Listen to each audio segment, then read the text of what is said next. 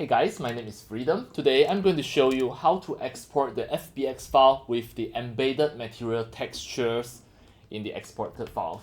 So start from now, I'm going to show you all the step by step. Now you have a 3D model. At the same time, you can just check the material texture. There are so many pictures at here. So many pictures. So many textures.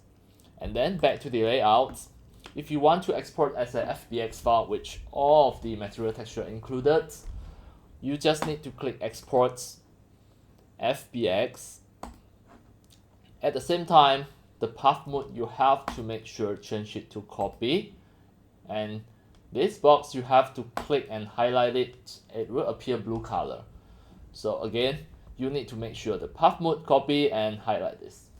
Then, once you click Export, now I export on my desktop as demo. I click export the FBX file.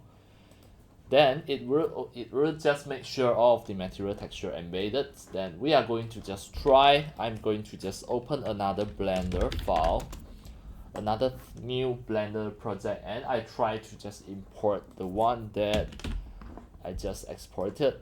Drag and drop the FBX file to just check instead of the material texture embedded. So here I'm going to just click show.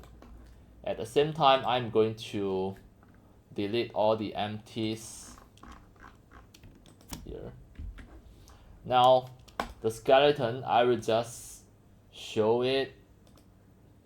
Don't want it to be in front, and just have a look to check the material texture under the UV editing or are still here. You can see it already automatic embedded inside the FBX file, so that when you open with the third-party software or Blender or any other like Unreal Engine or iClone, all of the material texture automatic import together. You don't need to just import one by one or export one by one. Alright, that's all for today about my tutorials on how to export the FBX file with the embedded material texture.